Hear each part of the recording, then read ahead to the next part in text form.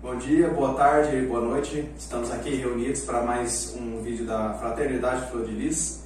Então vamos dando continuidade aí aos nossos ensinamentos. Hoje aqui já estão as pessoas aqui acompanhando nós também, Mestre Luana, Cavaleiro Wister, Aprendiz Rodrigo, também tendo aqui a presença da Carla, que vem começando a caminhar com a gente. Então hoje eu estou pensando assim já há algum tempo a trazer alguma orientação para vocês que estão seguindo a Fraternidade Flor de Lis, que estão assistindo os nossos vídeos também, que estão praticando o arcano, que estão praticando a yoga do coração, que estão evoluindo espiritualmente, que estão nessa busca espiritual. Então assim, já tinha algum tempo que eu estava com um assunto que eu estava querendo falar para vocês, que é a respeito da conduta reta. Então, para a nossa evolução espiritual, nós precisamos ter uma conduta reta. Porque é muito legal a gente meditar, é muito legal praticar técnicas espirituais, praticar as chamas sagradas, praticar o arcano, tudo isso é muito legal, muito interessante, os ensinamentos, as histórias, tudo isso é muito bom, mexer com a magia, auxiliar os outros, tudo isso é bom. Mas a gente tem que se focar sempre num ponto principal, que é a conduta reta. Conduta reta é o quê? É a gente, por exemplo, tá andando na rua, viu uma moedinha caída ali na rua, é a gente não pegar aquela moeda e ter como nossa. É achar 100 reais na rua e entender que aqueles 100 reais tem dono, não é nosso. A gente não pode pegar. Ter conduta reta é entender que se a gente está casado com uma pessoa, se a gente está namorando uma pessoa, quem seja, a gente tem que permanecer com aquela pessoa, não pode ficar pulando cerca, não pode sair ficando com um monte de menina, tem que ter um namoro sério. Isso aí é conduta reta. Conduta reta é especificamente assim, que diz que a oportunidade faz o ladrão. A oportunidade faz o roubo, o ladrão já nasce de berço. Então, a conduta reta é quando ninguém está olhando vocês, é você não fazer o errado. Porque, vamos dizer assim, a pessoa não rouba se tem alguém olhando. Mas se tiver, não rouba se tiver alguém olhando. Mas quando não tem ninguém olhando, ela rouba. Ou seja, ela não tem uma conduta reta verdadeira. Então, a conduta reta, a gente precisa ter isso em todos os momentos da nossa vida, quando a gente está sozinho. E só tendo a conduta reta, que é o que o mestre Samael chamou dos méritos do coração, que a gente pode ascender espiritualmente. Então, esses méritos do coração que a gente vai adquirindo ao tempo, é como se fosse o pagamento que a gente recebe do Tribunal do Karma, do plano espiritual. E com essas moedas kármicas que a gente recebe de pagamento pelo bem que a gente está fazendo pelo próximo, que está auxiliando ao próximo, que é o que a gente vai utilizar para a gente poder evoluir espiritualmente. Então, quero falar para vocês aí que não estão na penitenciária também, que assistem a gente, por que tem gente aí que está praticando um arcano e não está virando um santo na cadeia? Por que não está se levantando? Porque está faltando a conduta reta. Precisa estar mais disposto a auxiliar os outros. Aí pode falar, mas como é que eu vou auxiliar os outros presos? Se você disser uma palavra de ânimo, disser uma palavra para auxiliar a pessoa, para ouvir a pessoa, para aconselhar ela da melhor forma que você pode agir, você já vai estar auxiliando o próximo, já vai estar praticando a conduta reta. São coisas simples.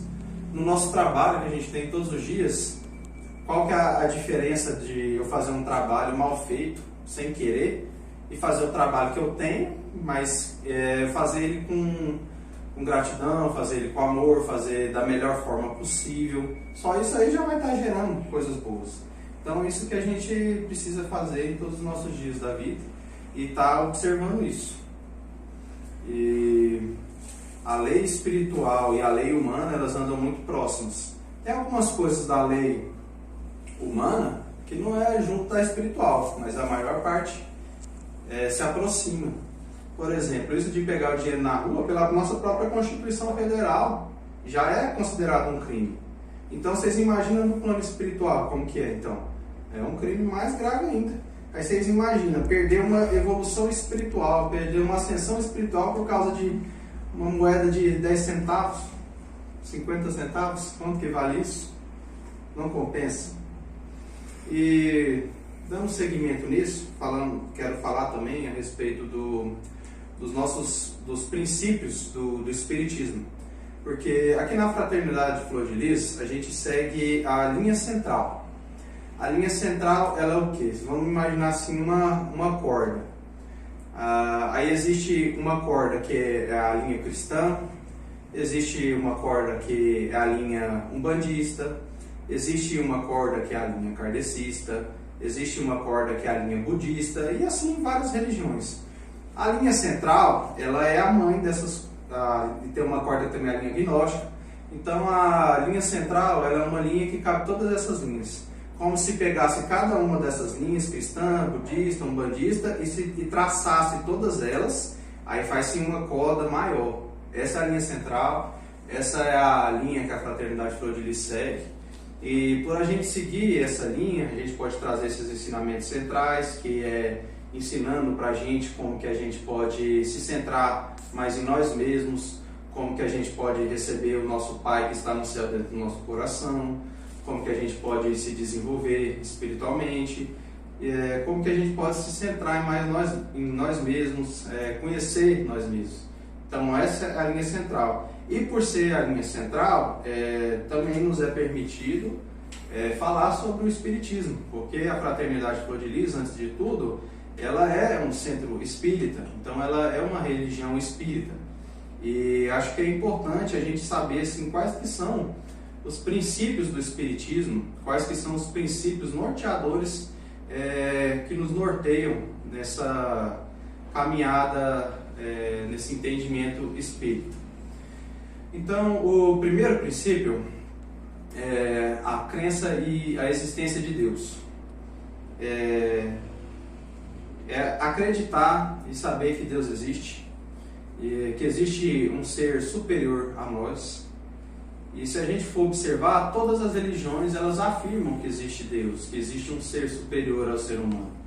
E se a gente for observar, até a própria ciência ela aceita também a existência de algo que seja superior ao ser humano.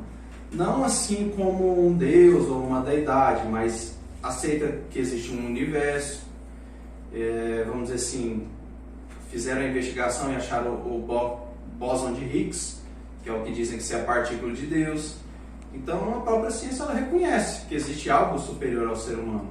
Então se a pessoa... Aconteceu comigo, né? Eu tinha tanta descrença na espiritualidade, de acreditar em Deus, que eu quase cheguei a ser ateu. Mas quando eu vi aquele livro, né, O Segredo, o Poder da Atração, ali eles falavam que a gente pode chamar Deus do nome que quiser.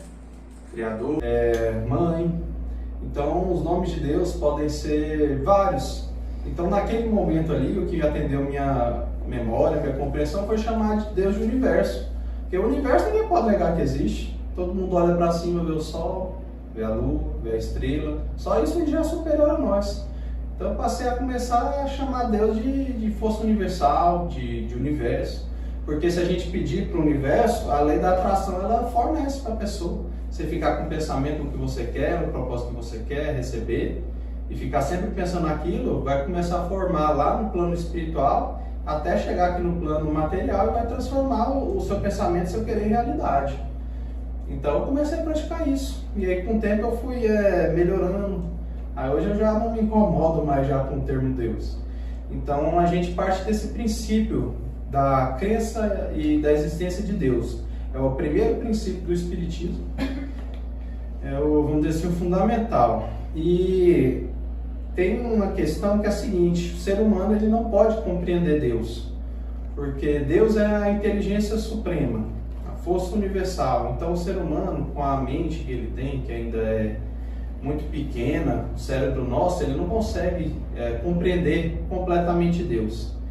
E quero falar assim a respeito que existem antigamente nas mitologias a crença em vários deuses.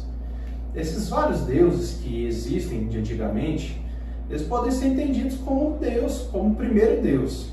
Mas como o ser humano ele não consegue compreender integralmente Deus, então o que as pessoas de antigamente fizeram? Destacaram partes de Deus para compreensão. Porque assim, compreender que Deus é justiça, tá, dá para eu entender, Deus é justiça. mas compreender como que é a justiça de Deus. Aí, por exemplo, no Antigo Egito falavam a respeito do arquétipo de Deus Anubis, que era um Deus da justiça, que depois que as pessoas morriam, eram julgadas no tribunal do Carmo, avaliado o peso do coração na balança, de um lado o coração, do outro lado uma pena. Então ali, se o coração fosse mais pesado que a pena, então a pessoa era sentenciada aos reinos inferiores da natureza. Então, a partir disso, desse destaque, já dá para a gente ter uma abstração e entender um pouco melhor o que é essa parte de Deus que é justiça. Aí, Deus é amor. Tá, a gente pode entender que Deus é amor, mas como que eu posso entender isso? Vamos dizer, Jesus, o sacrifício que ele fez pela humanidade, morrendo na cruz para salvar as pessoas, para salvar os humanos, a Virgem Maria que se deu o próprio filho dela. Então, aí, a partir disso, a gente consegue entender um pouco o que é o amor de Deus. Então, como que a gente compreende Deus? A partir desses destaques, dessas formas de mensageiros que foram chegando para a Terra. A mitologia antiga, são arquétipos e vários deuses, várias formas dos deuses que existiam antigamente, são para melhor compreensão do Pai, que é o único e verdadeiro Deus. Então, assim, a gente pode compreender melhor a força superior. Então, esse é o primeiro princípio. Se vocês for tendo perguntas aí, pode perguntar, tá? O segundo princípio, ele é sobre a existência do espírito, sobre a imortalidade da alma. Então, as pessoas que elas não acreditam em Deus, que às vezes ficam acreditando apenas na ciência, elas em alguns momentos acabam perdendo o sentido delas nesse mundo. Por quê? Porque se não acredita que ela é um espírito, que ela é uma alma, como é que fica a vida da pessoa, a caminhada dela? Ela vem para esse planeta e o que importa para ela? Ganhar dinheiro, ter sucesso financeiro. O que importa para ela? Ter um bom relacionamento, importa ficar bonito, né? Fazer umas plásticas. O que mais que importa? Ter filho, vamos dizer assim, morrer, pronto, é isso a vida. Comer as coisas que acha gostosa, ter prazer, fama. O que importa para a pessoa é isso, porque se ela não entende que ela tem uma alma, se ela não entende que ela tem um espírito, então não tem importância esse mundo para ela. Porque aí a importância do mundo para ela é o quê? Beber, farriar, aproveitar a vida o máximo, porque depois que morrer, simplesmente vai sumir tudo. Por que a pessoa pensa assim? Porque ela não acredita que exista um espírito ou exista uma alma. Então esse segundo princípio, ele é extremamente importante, que é o quê? A existência da alma, a imortalidade da alma, a existência do espírito. Então, a partir do momento que a pessoa entende que ela é um espírito, e que depois que ela morrer, ela vai ou para um lugar ruim, ou vai para um lugar bom, de acordo com os feitos dela, a vida da pessoa ela já se transforma completamente. Porque de que adianta ela ter só sucesso nessa vida aqui, se o que ela precisa é, no momento da passagem dela para o plano espiritual, passar da melhor forma possível. Se a pessoa cometeu um crime, aí ela não acredita que ela tem uma alma, o que importa para ela aquilo? Ela quer fugir de onde que ela está, da cadeia. Agora, a partir do momento que ela entende que ela é uma alma, que ela é um espírito, que ela quer pagar aquilo que ela fez de errado, aí ela quer ter a consciência limpa para na hora que ela fazer uma passagem para o outro lado, ela poder, vamos dizer assim, passar em paz, para, vamos dizer assim, ter a bem-aventurança que foi prometida por Jesus. Então esse entendimento de que a gente é um espírito, é uma alma, ele é muito importante para a pessoa, que aí, vamos dizer assim, já muda os olhos como que as pessoas veem o mundo. E vamos dizer assim, é de lei isso, né? A gente vê uma pessoa que ela não acredita como que a vida dela é atrapalhada. A partir do momento que ela começa a entender o que ela é, que ela não é um corpo que tem um espírito, mas sim que ela é um espírito que tem um corpo, a vida já começa a melhorar, já começa a transformar. Porque ela começa a ver não mais só o que está nessa vida, começa a ter uma visão mais ampla do futuro, do que está além. Então esse é o princípio da imortalidade da alma. Imortalidade porque o corpo ele morre. daqui, vamos dizer assim, uns 150 anos, não vai ter mais nenhum de nós aqui. Capaz que ninguém nem vai mais lembrar de nós daqui a 150 anos. Mas a alma, ela não morre, ela é eterna, sempre vai existir. Teve um momento que ela foi criada, mas depois que ela foi criada, vai existir para sempre. Terceiro princípio, o princípio da comunicabilidade entre os espíritos, ou da mediunidade, que é o que? A capacidade da comunicação que a gente tem com o plano espiritual. Então, vocês pensam assim, um cachorro, ele se comunica com outro cachorro. Um ser humano se comunica com outro ser humano. Se o ser humano é um espírito, então ele pode se comunicar com outro espírito. Esse é o princípio da comunicação. Então, assim, quando o Allan Kardec ele começou a codificar o espiritismo, o que ele fazia? Ele ia até um médium e fazia uma pergunta para ele. Por exemplo, quem é Deus? O que é Deus? Aí aquele médium disse, é a inteligência suprema. Aí ele ia em um outro médium, em outra cidade, em outro lugar, que ele não conhecia o primeiro médium e nem sabia que Kardec estava fazendo aqui, e fazia a mesma pergunta, quem é Deus? Aí o outro médium, sem ter conhecimento do outro, respondia a mesma coisa, a inteligência suprema do universo. Aí, a partir disso, ele começou a codificar a mensagem dos espíritos, que falava assim, bem, se tem dois médiums no mesmo lugar, eles não se conhecem e trazem a mesma missão, a mesma mensagem, então essa é uma mensagem verdadeira. E assim ele começou a trazer essas mensagens do espírito sobre o plano espiritual. E essa comunicação, aqui na Fraternidade Flor de Lis, a gente não é a favor da incorporação, e me perdoe os umbandistas, né? Mas os umbandistas eles trabalham com a incorporação.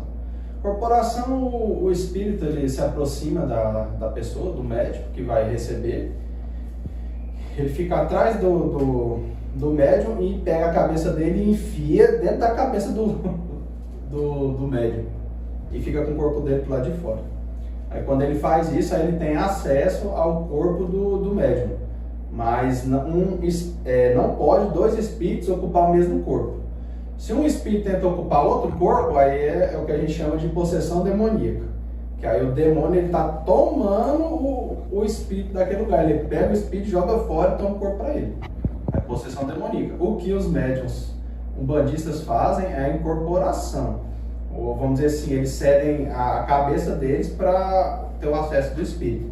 E assim eles podem trazer a mensagem do plano espiritual. Só que esses espíritos que são incorporados, muitas vezes, eles não são mestres, eles não são seres de luz.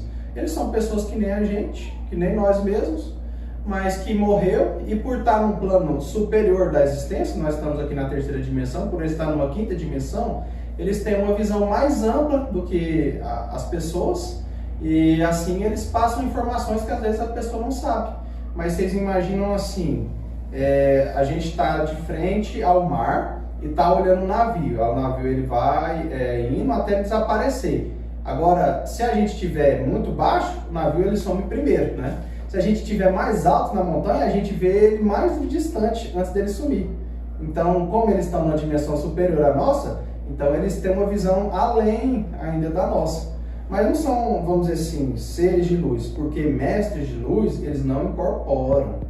Porque se um mestre de luz incorporar, ele destrói o corpo da pessoa, porque a pessoa não aguenta toda a luz do mestre.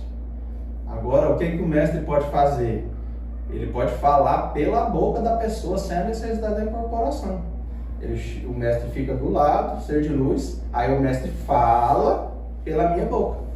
O que ele está falando vai sair pela minha boca. Aí essa, vamos dizer assim, é uma forma melhor que a Fraternidade Flor de Lis usa, sem a necessidade da incorporação. E as formas de mediunidade, elas são muitas, tem muitas formas. Aqui na Fraternidade Flor de Lis, a gente chama a mediunidade de dons espirituais, que é a clarividência, capacidade de ver os espíritos, que é a clareaudiência, capacidade de ouvir os espíritos, que é a intuição, que é a telepatia, que é a projeção astral, que é a lembrança de vidas passadas. Então, todos esses dons aí a gente tem e ensina para as pessoas como desenvolver eles, para as pessoas também poder ter essa capacidade. Doutrina espírita, ela entende que não são todas as pessoas que podem ser médiums. A gente já entende que todas as pessoas podem ser magos, mas concordamos com a doutrina espírita no sentido que ela diz assim, que para a pessoa ser, todos não podem ser médiums. Por quê? Porque tem pessoas que precisam ter um preparo antes, precisa se preparar, não é qualquer pessoa que vai dar conta de ver espírito, que não vai se assustar. Então isso tudo precisa de um preparo. Nesse sentido a gente concorda, é preciso um preparo, um desenvolvimento para poder ter acesso a isso. A mediunidade, ela é algo que é desenvolvido de vidas. Então a pessoa ela passa uma vida inteira desenvolvendo para ter uma clarividência, para poder ver espírito. Já outra pessoa passa uma vida inteira desenvolvendo a clarividência para poder ver o futuro, uma vida inteira. Já outra pessoa passa a vida inteira usando a clarividência para poder ver a distância, ver coisas que estão acontecendo em outro lugar. Então, é um dom só, mas esse dom ele tem várias partes, vários níveis que podem ser desenvolvidos. E eu mesmo, sinceramente, você já conheceu alguém que já teve um dom desenvolvido em todos os níveis dele? Um espírito com todos os dons? Não, com um dom só desenvolvido em todos os níveis. Ah, já. Já? Quem que era? Foi o meu segundo discípulo. Seu segundo discípulo? Ele tinha um dom desenvolvido em todos os níveis. Qual que era? O nível? Não, qual que era o dom? Ele tinha a telepatia. Telepatia desenvolvida em todos os níveis? Telepatia animal, telepatia com as pessoas que são próximas, telepatia com pessoas que permitem ler o pensamento, telepatia com pessoas que não permitem ler o pensamento. Todos esses níveis? Aí já consegui em todos os níveis. Eu ainda estou na telepatia nível animal. Não sei se ver. Já cheguei a nível de mestre e ainda estou desenvolvendo esse tipo de dom. Então a gente pode chegar a grau espiritual de ser iluminado e ainda está desenvolvendo esses dons. Eu digo assim, que a pessoa ela pode ser, existe o mago e existe o iluminado. É possível o mago fazer mais milagre que o iluminado, mas o mago não é um iluminado. E o iluminado pode ser um mago. Mas geral, não, todo iluminado é um mago, mas o mago não é iluminado. Mas o mago pode fazer mais milagre que o iluminado. Por quê? Por causa disso, da dedicação às artes místicas, né? Assim vai desenvolvendo os dons dele, que pode desenvolver até ficar mais aprimorado que a pessoa que seja iluminada. E assim faz mais milagres. Quando o Chico Xavier ele psicografava, era, vamos dizer assim, o espírito chegava até ele, né, era uma psicografia inconsciente. E porque quando ele estava psicografando, ele não estava consciente do que ele estava escrevendo, e o espírito escrevia até com a própria letra do espírito, né? Então, no programa que o Chico Xavier foi, né, o Pinga Fogo, perguntaram para ele se ele tinha a sabedoria que estava contando em todos os livros dele. E ele falou, de forma alguma eu poderia ter o conhecimento do que está escrito em todos os meus livros, que era, acho que, mais de 80 livros. Né? Então, a psicografia dele era inconsciente. Aí existe outra forma de psicografia, que é a psicografia consciente. Por exemplo, Rubens Saracen, ele estava psicografando, mas enquanto ele estava psicografando, o espírito estava passando a mensagem para ele, ele ia escrevendo o que o espírito estava escrevendo, mas ele ia vendo mentalmente toda a história que estava acontecendo. Então, assim, se perguntasse para ele se ele tinha ciência do que estava escrito no livro dele, tinha, porque ele viu a história enquanto ela estava acontecendo. Então, essa é uma psicografia consciente. Aí, vamos poder perguntar, qual que é mais elevada? Depende do objetivo. Por exemplo, se for para gerar consciência, é a melhor psicografia que a pessoa escreve a mensagem do espírito enquanto está vendo toda a história no plano espiritual. Agora, se for em quantidade de livros que tem que ser escrito, a mensagem do Chico Xavier é, vamos dizer assim, psicografar muitas mensagens de espíritos. Então, se a mente dele fosse parar para ver cada história, uma por uma, enquanto ele estava escrevendo, ele não teria cumprido, assim, trazer uma mensagem tão grande, né? Sim. Então, meio que ele escreveu sem saber o que estava escrevendo? Quem estava escrevendo era ele, né? Ele era o canal, quem escrevia era o espírito. Mas aí então ele não lia o que ele estava escrevendo? Não, aí sim, se ele quisesse se tornar consciente do que ele escreveu, ele teria que ler. Então ele só escreveu e passava para frente. Eu acredito que alguns livros ele deve ter lido. Agora todos não posso afirmar isso. Porque aí ele ia escrevendo e já ia passando para as outras pessoas que ficavam lá com a folha. Até porque assim, uma folha ele escrevia tipo assim, vamos dizer umas 20 palavras só. Ele escrevia grande, né? Tem uma pergunta? Então tem essas diferenças de psicografia. Já a gente faz o quê? Chama o mestre, aí conversa com ele, aí o que ele fala pra gente escreve.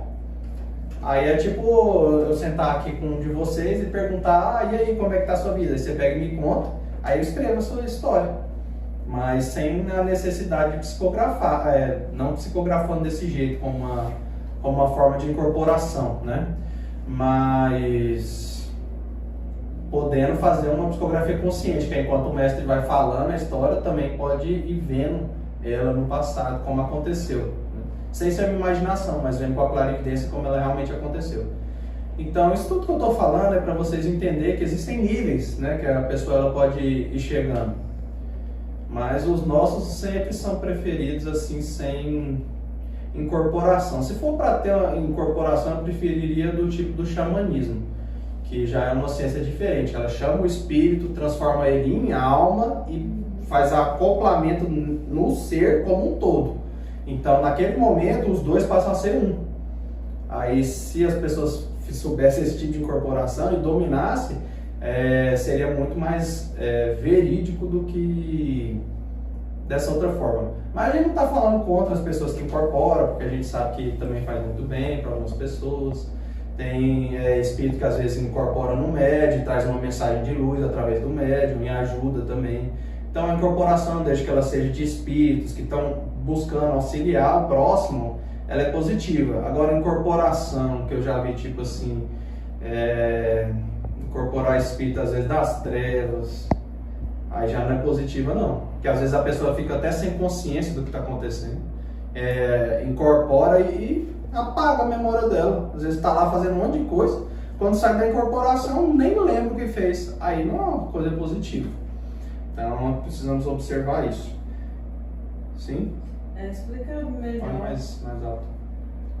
Explica melhor esse negócio aí que você falou de incorporar no corpo. De o quê? Da incorporação xamânica, né, que você falou, do xamanismo. Primeiro você falou que os dois espíritos não podem ocupar o mesmo corpo. Sim. Como é que no xamanismo se torna um? É porque chama o espírito para frente dele e transforma ele em alma. Então deixa de ser um espírito. Ele não é mais um espírito, ele passa a ser uma alma. E aí pega a alma e incorpora na sua própria alma. Aí é como se fosse uma fusão, se torna um só. E aí, nesse momento que torna um só, aí ele pode trazer a mensagem do espírito na íntegra, como se fosse ele mesmo. Aí depois, já que desacopla o espírito de alma, ele se transforma novamente em espírito. E essa assim, é uma ciência muito avançada que eu, sinceramente, não sei se tem alguém nesse planeta que conhece. E também não sei se um dia vai chegar algum médium, um bandista pra gente que vai querer aprender isso e vai dominar mesmo. Porque eu mesmo não tenho necessidade de fazer isso, né? Eu prefiro passar a mensagem dos mestres diretamente ou trazer a mensagem de luz diretamente do plano espiritual, né? Mais perguntas sobre a mediunidade, gente? Porque a mediunidade ela é muito ampla, existem muitas coisas que a gente pode estudar sobre ela, tá? Então essa é a comunicação entre os espíritos. E temos também o próximo princípio, que é a pluralidade das existências. Então, no segundo princípio, nós somos uma alma imortal, somos um espírito imortal. E nesse princípio existe a pluralidade das existências, que é o que? A gente está nesse corpo nesse momento, mas em outro momento a gente esteve ocupando outro corpo. Então a gente tem várias vidas. E existem muitas religiões que não acreditam em reencarnação. Na verdade aqui mais no Brasil, né? No Brasil a maior parte das religiões não acredita. Só tem mais a linha espírita, né? Com essa migração também do Oriente para cá, que veio o budismo para o Brasil também, aí também tem essa crença espírita, mas ainda não é a maior. Mas ali na Índia, nessas outras regiões, no seu Japão, sabe Japão? Eles são espíritas, acreditam em encarnação? Sim. Sim, também? Também acredita. Japão também. Então, assim, no mundo como um todo, é muita gente que sabe da existência da reencarnação. E falando para as pessoas que não acreditam em reencarnação, a gente não vai obrigar ninguém a acreditar nisso. Mas eu entendo assim, falando de mim mesmo, da minha história, eu não acreditava, né? Eu fiz catequese, né, como todo mundo, mas eu lembro que eu ficava pensando isso, será que existe encarnação? Será que não existe? Eu ouvi o ensinamento, mas fiquei só refletindo, né? Aí eu lembro que chegou um dia que eu falei assim, não, eu vou acreditar que isso existe. Aí a partir do momento, foi mais assim um golpe de fé, né? Porque eu não tinha estudado nada assim, só de ouvir as pessoas falando. Tinha bebido o chá da ayahuasca. Aí a partir do momento que eu entendi isso, aí eu comecei a evoluir espiritualmente mesmo. Que da mesma forma como a pessoa acredita que o espírito dela é imortal, a partir do momento que ela tem uma evolução, a partir do momento que ela entende que existe a reencarnação, aí a evolução é maior ainda. Porque aí ela já não pensa só assim, se minha vida acabar, eu vou morrer, eu vou pro inferno, eu vou morrer, eu vou pro céu. Só tem essa opção. Aí como é que ficaria a justiça de Deus, né? A reencarnação, ela explica a justiça de Deus. Porque pensem em vocês, por que existe gente que nasce numa família rica? Por que tem gente que nasce pobre? Por que tem gente que nasce nos melhores lugares do mundo e tem gente que nasce lá na África, passando fome, nos piores lugares? Se Deus fosse um Deus justo, se Deus é um Deus justo, isso seria uma injustiça. Se não existisse a reencarnação. Aí a reencarnação, ela vem para explicar o que é a justiça de Deus, para explicar o que é o amor de Deus. Porque, vamos dizer assim, que a pessoa numa vida pintou, bordou, fez tudo que não prestava, estuprou, vamos falar uma coisa ruim aí para mim, matou, roubou, todos esses crimes ruins que vocês puderem pensar. A pessoa fez tudo isso e morreu. Coitada, vai pro inferno sofrer, tadinho. Aí na hora que chega no inferno eu falo assim, umbral, né? Vamos dizer assim, é o castigo. Deus não castiga ninguém, mas Deus criou um castigo. Quando a pessoa ela sai do caminho da luz, ela se encontra com o castigo. Então ela vai lá dar uma estadinha no inferno, vai lá, sofre tudo que pode, aí se arrepende, aí começa a pedir ajuda aos mestres, começa a pedir ajuda a Deus e sofre mais ainda. E os mestres são especialistas nisso. Como a gente gosta. Especialista em quê? E deixar o espírito sofrer para ver se ele realmente está arrependido. Aí joga lá no inferno e deixa lá. Aí começa a queimar lá, começa a passar todos os aperreios tudo. Aí fala, meu anjo de luz, me ajuda. Aí o mestre vai lá e olha e fala, deixa lá um pouco. Fala assim, vamos testar ele para ver se ele realmente está arrependido. Aí deixa. Aí fica lá, sofre. Aí passa um pouquinho, aí já começa a praguejar contra Deus.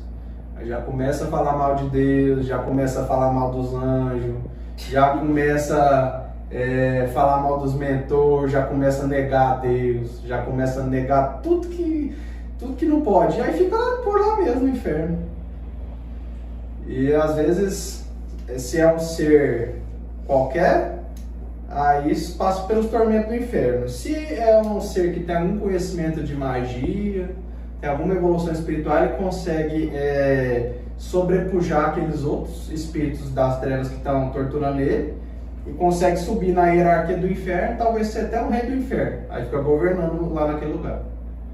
Agora, os que são determinados, que os seres de luz que vão resgatar eles do inferno e ver que eles estão lá sofrendo, mas em nenhum momento abdica de acreditar em Deus, em ter amor por Deus, esses são os resgatados.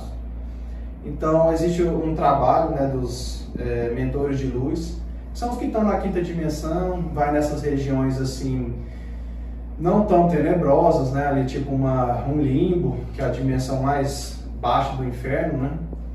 Vamos dizer, a primeira dimensão do inferno, e ali tenta resgatar as almas. Aí já, quanto mais baixo os níveis de inferno, pior é os seres que lá vivem e mais difícil para entrar.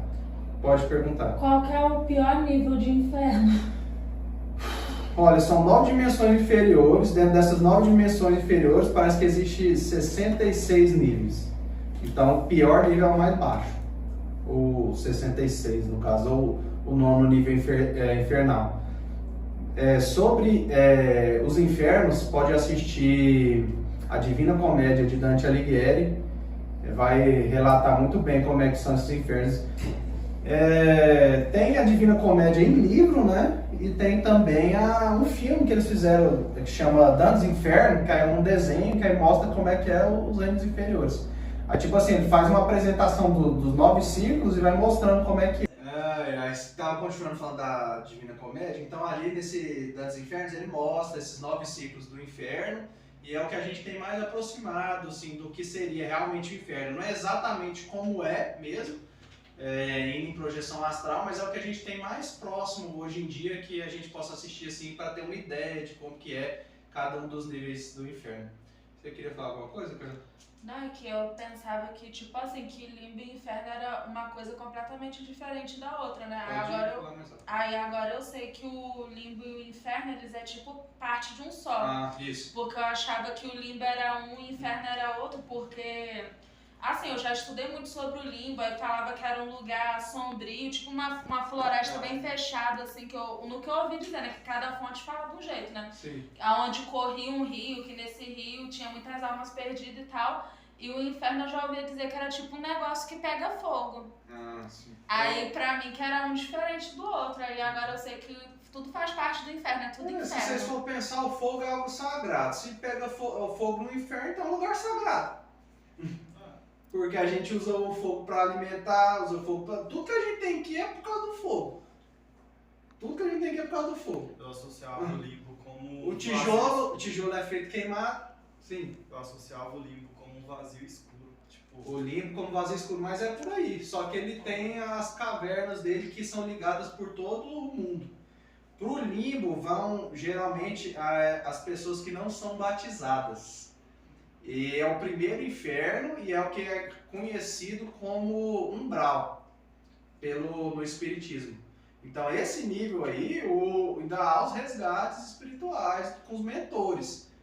Já do segundo nível para frente, mentor já não entra, porque aí o negócio já é da pesada. Aí existe assim, às vezes, seres das trevas que trabalham na lei perante a luz. Vamos dizer assim, o ser caiu nas trevas, fez o mal e acabou virando um rei do inferno. Aí ele aceita trabalhar na lei do lado negativo, que é o quê? Ele está na lei, mas é como se fosse um pai que está castigando o filho. Então ele começa a trabalhar na lei, castigando aqueles espíritos que estão nas trevas, que é para eles aprender a lição deles para depois poder voltar para a luz. Então eles começam a trabalhar na lei. Então, esses seres inferiores, às vezes eles trabalham junto com os seres da luz para auxiliar eles nesses resgates mais baixos do inferno. E existem também mestres de luz que abriram mão do paraíso para permanecer no inferno para tentar resgatar os espíritos que estão lá nos reinos inferiores. E vocês acham, por acaso, que onde que a gente está, nessa terceira dimensão, é céu? Aqui não é o céu, aqui é o inferno também. Aqui não, né? Mas essa dimensão vamos dizer assim, é o purgatório. Então é uma dimensão superior do inferno. Então nós estamos aqui nessa luta também para resgatar as pessoas aqui do reino inferior. E aí existem mestres que já ficam mais ainda nos reinos mais inferiores também para tentar resgatar esses espíritos. Muitos espíritos não aceitam resgate, preferem continuar fazendo os pecados até ser exterminados. Exterminados assim, né? Sair pelo outro lado, né? E tipo assim, chegou no reino inferior 66, aí terminou, aí sai e pode voltar de volta para a luz. Eles preferem zerar deixar a natureza matar os pecados, é isso que ele prefere fazer. Sim. Aquela teoria que fala que a gente já tá morto e não sabe, que aqui é parte do purgatório. Faz sentido, não faz? Morto a gente não tá, estamos vivos, mas que o plano que a gente vive faz parte do purgatório, isso é uma realidade. Mas como diz meu querido mestre Gabriel, né? A Terra é o reino inferior, mas a gente pode fazer dela o nosso céu. Então a gente pode criar no inferno o céu. como que a gente faz isso? A gente pode construir nosso próprio paraíso. Podemos construir nosso próprio paraíso aqui. Mas para que eu comecei a falar do inferno mesmo? Eu estava em qual princípio da pluralidade das existências, né? Então, existem as encarnações e quando a pessoa morre, ela passa uma estadia no reino inferior e pode ir para uma cidade no plano espiritual. Então, normalmente existem colônias no plano espiritual, como mostrou Chico Xavier, isso que ele escreveu lá no livro Nosso Lar é uma realidade. A gente já fez projeções para colônias espirituais, elas realmente existem. Elas são como cidades que temos aqui no plano terreno, só que muito mais evoluídas em tecnologia. E lá o dinheiro não é como o dinheiro que a gente tem aqui. Trabalho assim, você trabalha em troca de pontos para poder conseguir as coisas que você quer. Aí a pessoa junta uma boa quantidade de pontos, aí ela pode tentar uma comunicação lá do plano espiritual aqui com um ente querido dele da Terra. Mas aí para ela conseguir isso tem que ser por meio de um médium, de alguém que vai trazer a mensagem. O Espiritismo, ele é conhecido como o Consolador.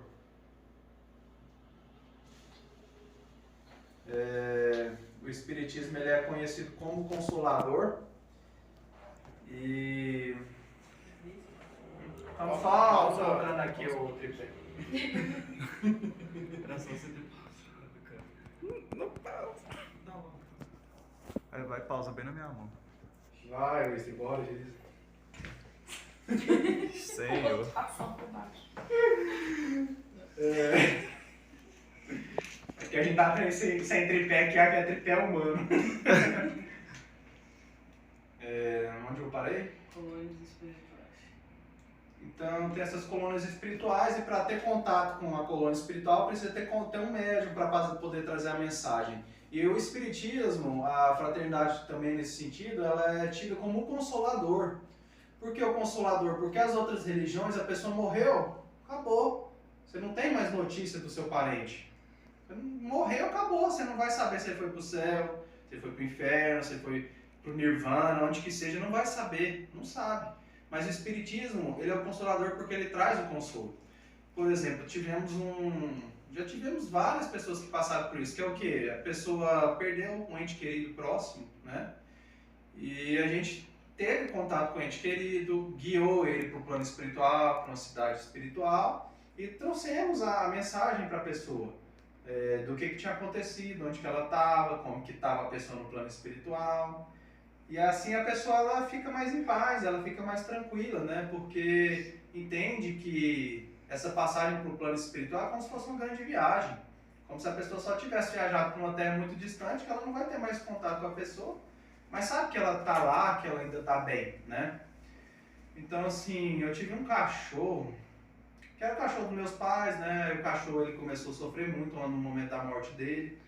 E as pessoas começaram a dar medicamento para ele e ele não morria, porque os medicamentos não deixavam ele morrer.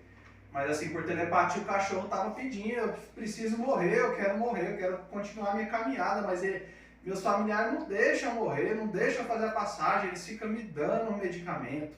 E aí a pessoa próxima, assim, conversando com ele, fala assim, eu deixo. Aí a pessoa, o dono dele falando com ele assim, eu deixo você morrer. Aí o cachorro virou a cabeça assim para ele, olhou assim, tipo assim, não deixa nada, você tá falando isso só da boca para fora. Ele falava para mim, né, por telepatia.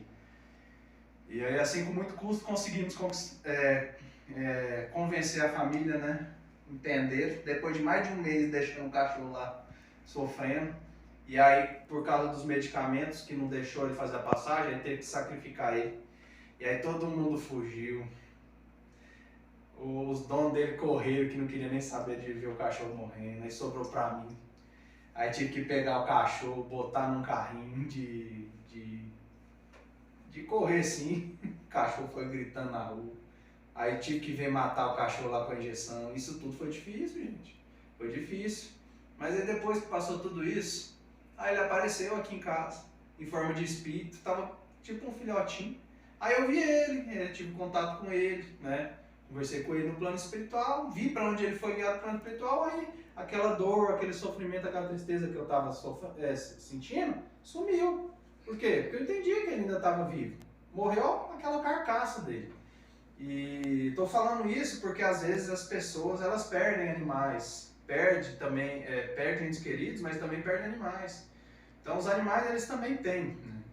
Teve também um papagaio, uma vez, inventou de passar perto lá dos cachorros, os cachorros mataram o papagaio.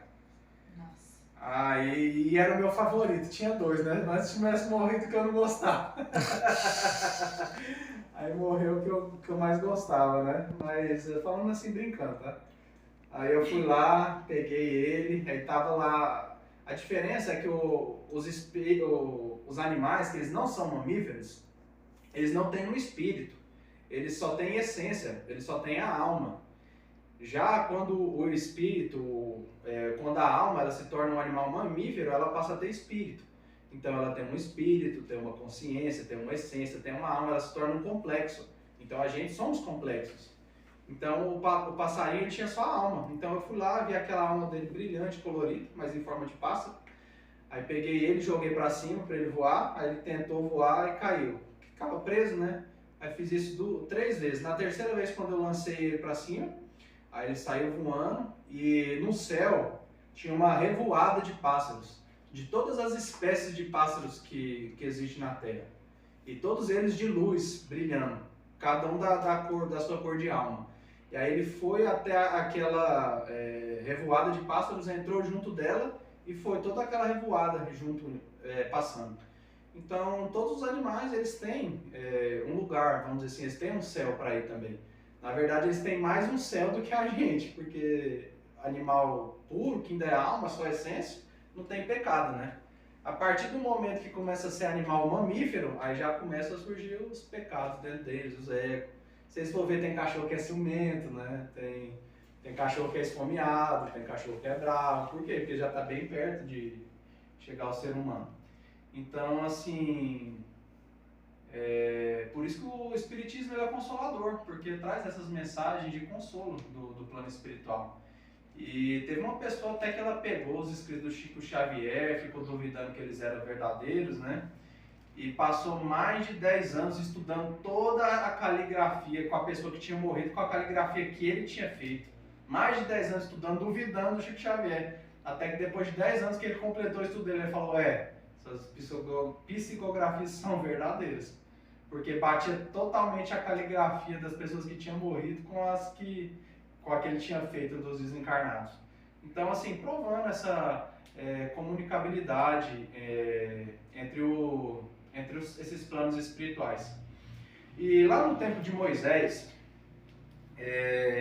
existia no Egito essas comunicações que as pessoas elas liam nas entranhas de animais, liam com os escaravelhos, liam com jogos para adivinhar o futuro. E tinha algumas dessas pessoas que conseguiam mesmo, que conseguiam ver mesmo o futuro com esse tipo de adivinhação. Mas a maior parte eram de pessoas que enganavam os outros. E isso hoje em dia ainda não é diferente. Existem médiuns que são falsos, existem pessoas que dizem que vai dar mensagem, mas só quer ganhar dinheiro. Como é que você sabe quando um é verdadeiro ou falso? Geralmente é pelo dinheiro, pela quantidade que cobra, né? Para fazer passagem de espírito, a gente não cobra. Você já cobrou isso? Para fazer passagem de espírito, plano espiritual não pode, não é permitido. A pessoa cobrar para isso, perde o dom. Com benzimento também não pode ser cobrado. Com benzimento também não pode. O que a gente cobra é tipo assim, limpeza espiritual, exorcismo, esse tipo de coisa assim mais tenebrosa, né? É o que cobra para comprar os materiais para fazer. Cobra para comprar os materiais para fazer e também por todo o estudo que teve preparo, porque aí você pede para exorcizar a casa da pessoa, vai lá e luta com o demônio, aí se ele não sai da casa da pessoa, você acha que ele vai para onde? Aí depois quem que vai ter que lidar com ele? Aqui não, mas só para vocês terem uma ideia, né? Aqui não, mas vocês entenderam. A pessoa lá... E depois comprou uma casa de mais de 100 mil, né? Precisa, aí vai abandonar a casa, quem vai comprar? Então, só nesses casos assim, excepcionais que são cobrados, tá? E geralmente os pontos que a gente faz assim para ajudar financeiramente, relacionamento. Hoje a gente vai ter uma magia para abertura de caminhos. Então, só nesse sentido assim, tá? Mestre. Pronto.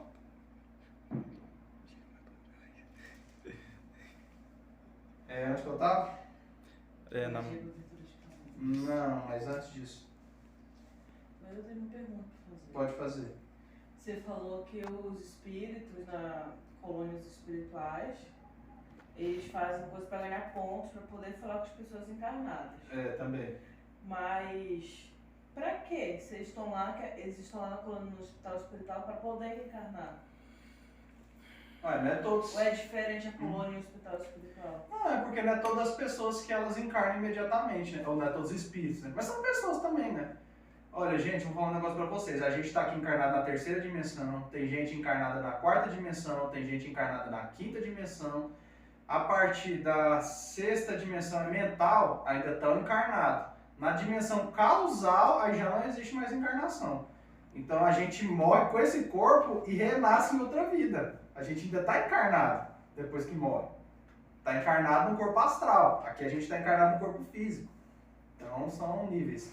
Mas assim, vai de acordo com o merecimento do espírito. Porque vamos dizer assim, ele fez muito bem na vida, mas não fez o bem o suficiente para ganhar paraíso. Mas aí pelo bem que ele fez, ele ganha uma quinta dimensão. E aí ali ele fica vivendo até encarnar. Mas tem espíritos que tiveram tanto mérito assim, um mérito razoável, que permite que eles fiquem vivendo ali um bom tempo, sem ter que encarnar diretamente na terceira dimensão. Agora já existem espíritos que não têm mérito nenhum, que passam por lá só para encarnar. Tipo, já morre e já reencarna imediatamente, não tem nem direito de umas fériasinhas que seja. Nossa. É a minha outra pergunta também.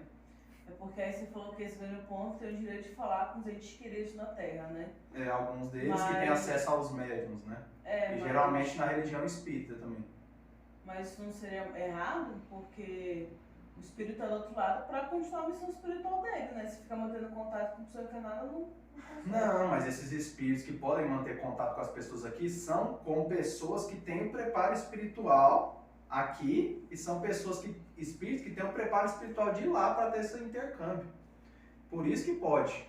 Agora, tipo assim, vamos dizer, uma pessoa qualquer que tiver um acesso lá do espírito e ela não tiver preparo, vai atrapalhar o espírito e vai atrapalhar a pessoa. Eu tô perguntando isso porque uma vez eu conversei com um médium. Sim. Aí ele falou assim que ele não via, ele achava errado as pessoas ir procurar ele Filma ela quando eu falar. Aí olha pra lá. Ir procurar ele para poder conversar com os espíritos que desencarnaram. Porque às vezes atrapalha a caminho da pessoa que está encarnada, né? E mantendo contato com quem já se foi. Uhum. Aí ele falou assim que os médios não deveriam fazer esse tipo de trabalho. Porque não auxilia em nada fazer essa ponte comunicação espiritual. Tá, manda aí de novo. Não auxilia em nada, é o que eu tô falando, para quem não está preparado. Para quem está preparado, auxilia. O caso do nosso cavaleiro aí, que teve uma pessoa da família dele que morreu, atrapalhou sua caminhada espiritual? Atrapalhou a caminhada espiritual dela? Não. Fez foi ajudar, né? Então, nesse sentido aí. Agora, tipo assim, se você pegar e trazer uma mensagem do espírito para alguém que não está preparado, aí vai atrapalhar a caminhada dela, né? Uhum. Teve uma vez uma pessoa que veio me procurar, querendo que eu guiasse o espírito do marido dela que tinha morrido. Aí eu fui lá, achei o marido dela onde tava, tinha morrido na praia, guiei ele pra luz e falei, guiei seu marido, ele tá assim no plano espiritual. Ela, uai, mas e aí? Aí eu falei, uai, e aí o que? Tá guiado, tô te trazendo orientação. Ela, não, uai, e agora? Eu tô com a dificuldade financeira, eu tenho que pagar isso, eu tenho que fazer isso, eu tenho que fazer isso, e ele morreu, como é que eu vou fazer? O que ele vai fazer por mim? Aí eu, uai, minha filha, ele morreu. Vai fazer o quê? Ele morreu, ele passou pra lá, agora o problema é seu, aí. Eu só tô aqui pra guiar ele pra luz e te trazer a mensagem. Ouviu? Não tava preparado. Entendeu? Então tem essas diferenças. E, tipo assim, tem um livro que chama Violetas na Janela, que ele narra um desencarne de uma pessoa que ela era da linha espírita, e os pais dela, vamos dizer assim, aceitaram a morte dela, ficavam só enviando energias positivas para que ela estivesse bem no outro lado, falando que entendiam que ela tinha morrido, que ela tinha feito a passagem e tudo. Então ela fez uma passagem boa e recebeu as boas vibrações dos pais dela, tanto que quando ela estava numa casa, na janela dela se formou flores violetas, que era a boa mensagem que os pais dela estavam mandando para ela. Então, assim, depois de um tempo, ela pode ter essa comunicação e falar, dar mensagem para os pais, tudo, eles dizem, legal, tudo, entenderam. Então, e existem pessoas que às vezes estão sofrendo muito e quando tem essa mensagem da pessoa, elas choram, se aliviam e passa aquele sofrimento. Então, o negócio é saber trazer a mensagem para quem precisa e para quem não precisa. Geralmente, quem tem condição de receber essas mensagens são os espíritos. E todas as linhas não, tem umas linhas de espírito aí que a gente conhece que não daria conta de receber, né? Mas pelo menos essas linhas assim que tem mediunidade, a gente sabe que entende a mediunidade, a gente sabe que tem essa capacidade sim. E é algo positivo. Então lá no tempo de Moisés, eles faziam esse tipo de adivinhações, né?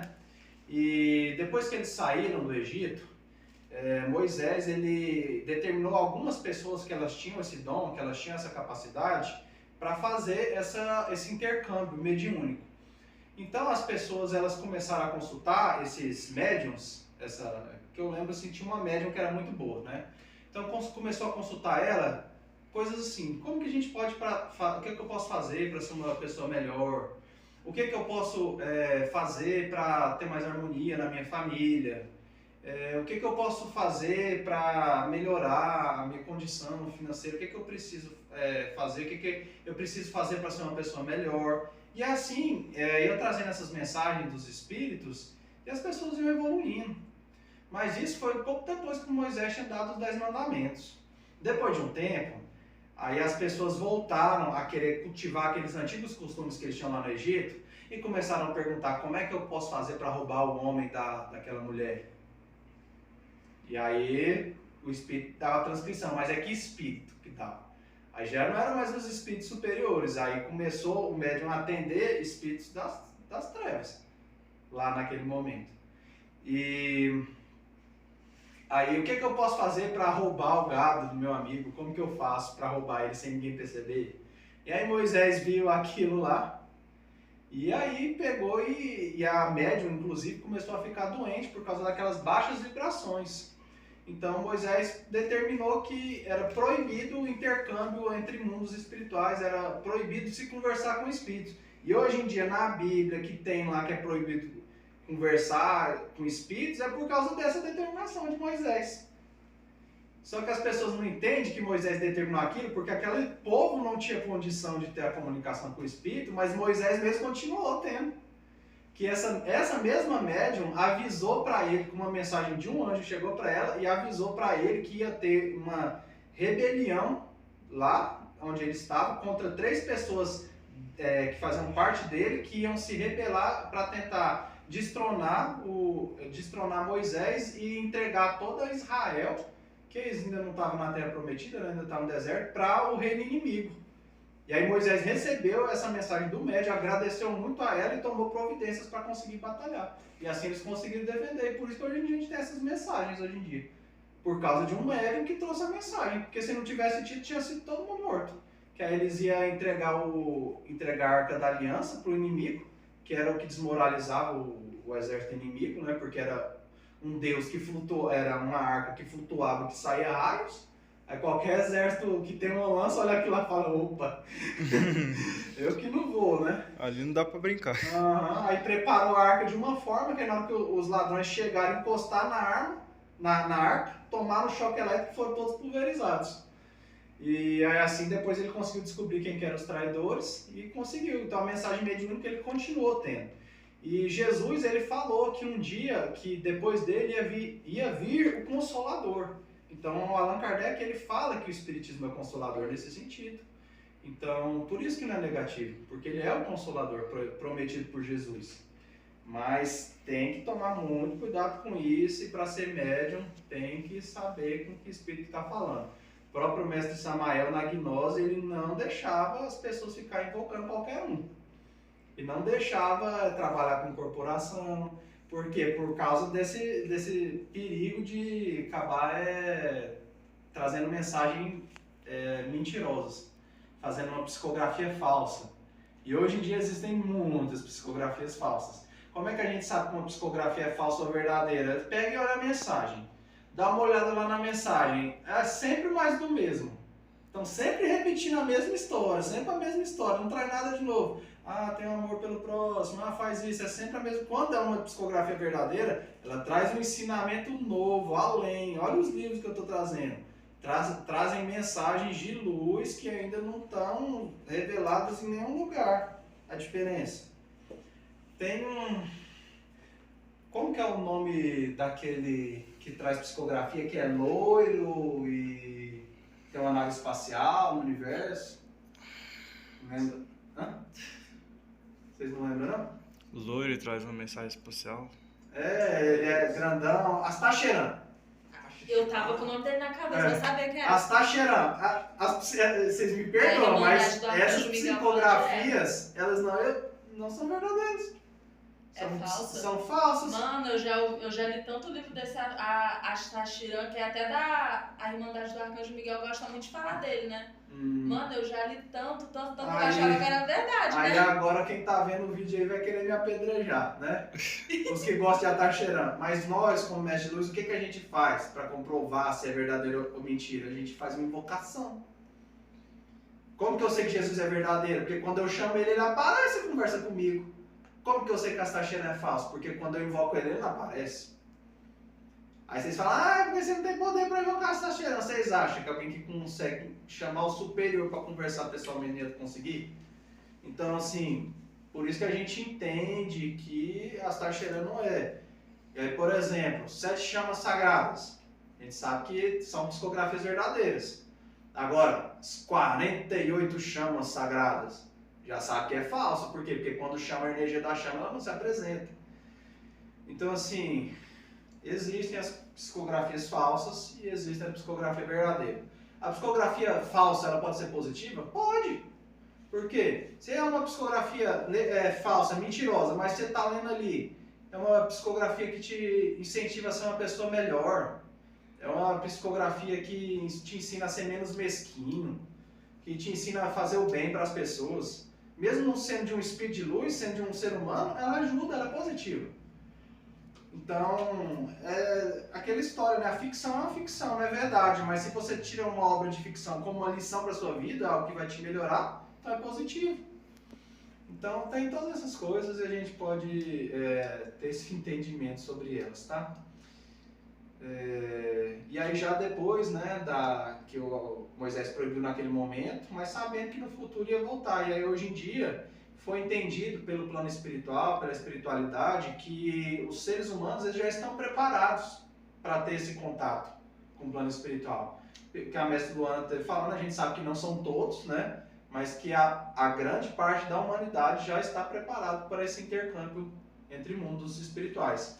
E aqui a gente ensina a projeção astral para a pessoa poder se projetar e lá no plano espiritual conversar diretamente com a pessoa. Pronto. Não só por falar. Quero falar assim, que tá você falou desse outro lá, que é falso, né? Mas aí tá sujeito as pessoas a achar que é mentira, alguma coisa do tipo, já como o mestre lá falou. Mas para ter certeza se ela não vai fazer as práticas de desenvolver a clarividência, Aí vai saber. a intuição, aí vai confirmar se é verdade ou se não é. Né? Que aí eu tô falando assim porque tem algumas pessoas que nem se prontifica a praticar para desenvolver nada, só quer julgar. Não assiste nem o vídeo inteiro já quer julgar. Então, se vocês que estão assistindo, que espero que estejam assistindo com o coração aberto para os ensinamentos, que por favor, pelo menos tenha a decência de estudar, praticar, para poder ter o merecimento de ver também, ouvir também os mestres de luz. E ter esse contato com a espiritualidade. E assim, eu tô falando que a Astacheran não existe no plano espiritual. Não tô falando que não existem seres da linhagem dele que existem no plano espiritual. Porque o quinto princípio e o último, o derradeiro, né? O último derradeiro, é o pluralidade dos mundos habitados. Que quer dizer o quê? Nós estamos nesse planeta Terra, mas existem outros planetas além desse planeta Terra que é mais avançado e alguns menos avançados que o nosso.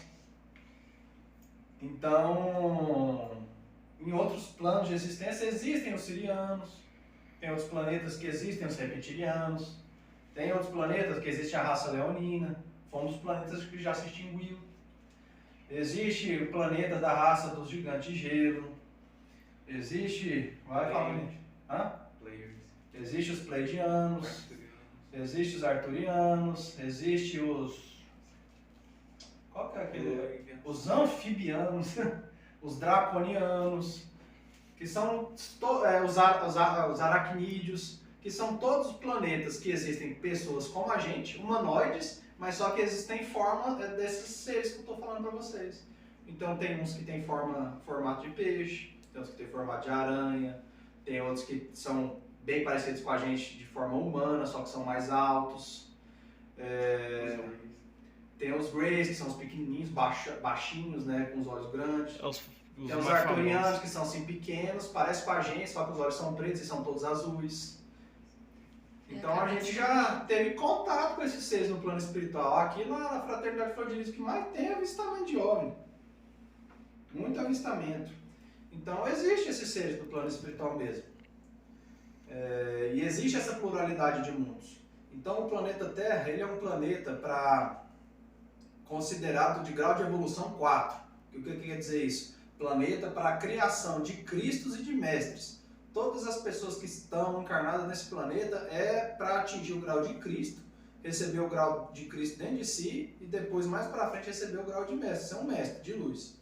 Então, esse planeta Terra é para esse objetivo, um planeta de provas e expiações. Então, existem outros planetas superiores a esse, que são planetas de regeneração, existem outros planetas. Por mais assustados que vocês possam ser, o Sol é um planeta. Então lá também existe uma humanidade vivendo dentro do Sol. E muito mais avançada que a gente. Então a pessoa ela vai evoluindo e vai indo, fazendo a transmigração entre mundos. Quando a pessoa atingiu a evolução que precisa para a Terra, depois que ela desencarna, ou antes de desencarnar mesmo, ela já é guiada para outro planeta. E assim ela vai fazendo a transmigração entre planetas. Como aconteceu com Capela. No planeta de Capela era o planeta dos homens pássaro. Então as pessoas eram homens, mas todos em formato de pássaro. Então tinha os homens que eram águias, tinha os homens que eram falcão, tinha os homens que eram papagaios. Então tinha várias partes, né? E aquele planeta chegou a evoluir para um novo nível. Tipo, o planeta Terra está no grau de evolução 4, mas um dia ele vai passar para o grau de evolução 5. E aí o que vai acontecer com os espíritos que não atingiram esse grau de evolução na Terra? Vão ter que ser migrados para um outro mundo para continuar no mesmo grau de evolução deles. Se a pessoa está no quarto ano da escola, que seja, reprovou, ela vai continuar no quarto ano e todo mundo vai para o quinto.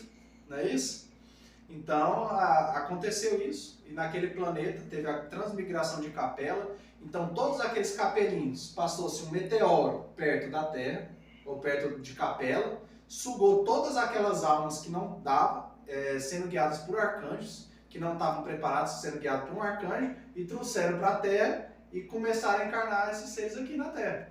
Então, a maior parte da humanidade atualmente é tudo vindo de Capela. E eu falo muito pro Easter que a maior parte das pessoas que estão hoje em dia aqui não são seres humanos. A maior parte dos humanos que estão no mundo humano não são humanos. A gente olha com a clarividência, dificilmente a gente encontra um humano. Geralmente são tudo, como se diz assim, a Terra é o lixão do universo, né? Nossa, velho. Todo mundo que é vacilado dos outros planetas manda pra Terra. Então a gente vê aqui raças de dragonianos, de leoninos, todas as raças que eu vi tem todo mundo. Aqui veio de outro planeta. Eu acho que se um dia eu ver um ser humano verdadeiro, que é humano aqui mesmo dessa Terra, eu vou me assustar. Que nessa Terra, aqui a raça originária é a raça de Ciclopes. Que eram o quê? Seres humanos como nós, que tinham só um olho na testa e que tinham um chifre no meio da cabeça e que eram gigantes de mais de 60 metros. Essa forma humana que a gente tem hoje em dia, ela já foi modificada geneticamente por muito tempo. Perdemos o nosso chifre, o nosso olho entrou para dentro da testa, e as glândulas que a gente tinha dentro da cabeça saíram para fora, viraram nossos olhos, e a glândula que a gente tinha, que era nosso olho, virou o terceiro olho, que é a glândula pituitária hoje em dia. Então, e esses seres humanos antecessores, quando começou a ter essa transmigração para esse mundo, eles pegaram e, como já tinham atingido o grau de evolução para esse planeta, foram para outros planetas. Então, por isso que é raro de ver hoje em dia. O planeta ficou para as pessoas que precisavam aprender. E quem mais que ficou? Os mestres de luz, que falaram assim, poxa, cuidado desse povo aí, esse monte de... Jesus disse assim, recebam essas crianças espirituais que estão chegando agora para vocês. Cuidem delas, ensinem para elas o que elas precisam. E aí os mestres de luz continuaram aqui, auxiliando esses seres que vieram de outro planeta jogar para esse mundo, para ajudar eles a se evoluir. E assim se formou a grande fraternidade branca universal, que aqui Mestre Luana, eu faz parte, o Mestre Samael faz parte, Babas e o Mestre Gabriel não quiseram fazer parte, mas continuam auxiliando independente da Fraternidade Flor de Lis, ou da Fraternidade Branca. Mas Mestre Elmória, vamos ver lá, Mestre Confúcio, Mestre Rovena, Mestre Serafis Bey, Mestre Larion, Mestre Nada, Mestre Saint Germain, Coin, e muitos outros mestres, que ficam auxiliando a humanidade nessa evolução. Então eu pergunto para vocês, quem de vocês que não já sentiu aquela vontade de, parece que eu não sou daqui, parece que eu não sou desse mundo, parece que eu não estou em casa, o que eu estou fazendo aqui? Todo dia. Por que que todo mundo sente isso? Porque não é daqui. Não é daqui, veio de outro planeta e foi trazido para cá. Então fica sentindo aquela falta de casa, aquela falta do planeta de origem. E assim, nossa, eu já passei por muitos planetas, mas muitos mesmo. Eu vou até ter um livro para escrever só sobre os planetas que eu passei. Então é isso, gente. Acho que deu um tempo bom de curso aí. Deu um tempo bom. Vocês têm perguntas? Eu vou encerrar o vídeo, aí a gente fica aqui conversando um pouquinho. Mas vocês que assistiram o vídeo aí até agora, desculpa aí pelos esses cortes que tiveram. Mas espero que tenha sido satisfatório assim, no sentido de conhecimento. E procurem ter uma conduta reta. Falando agora especificamente para vocês que ainda estão na cadeia. E qual que é o... Roberto, falando para você, Roberto, eu quero que você passe para eles a respeito dos 10 mandamentos de Moisés. Porque os 10 mandamentos de Moisés é onde está ali a lei de Deus. E a lei de Deus é o que a gente precisa para ter esses méritos do coração. Porque a Kundalini ela só vai subir se a pessoa estiver cumprindo os 10 mandamentos. Ela só vai subir se a pessoa tiver esses méritos do coração. E vocês só vão evoluir na yoga do coração se vocês estiverem cumprindo os 10 mandamentos. Vocês só vão evoluir na meditação, vocês só vão evoluir como pessoas, só se estiver cumprindo os 10 mandamentos. Porque os 10 mandamentos, eles são uma lei moral. Então, tem mais de 2000 anos para trás e eles continuam até hoje valendo, né? Continuam até hoje valendo. Se você for pegar ali para olhar eles, não matar. Mais básico de tudo, né?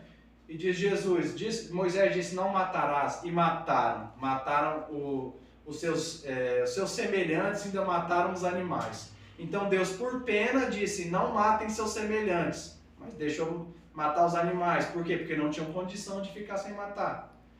E tipo assim, não cobiçar a mulher do próximo, não cobiçar o homem do próximo. Isso aí, desde que o mundo é mundo, sempre vai ser válido. Então essas coisas aí é preciso, todos que estão seguindo o caminho espiritual, ter isso bem ajeitado na cabeça. Mas vamos ter um tempo aí para falar melhor deles, tá? Agradeço a todos que estiveram presentes aí na aula. Namastê. Fiquem com Deus, não usem drogas.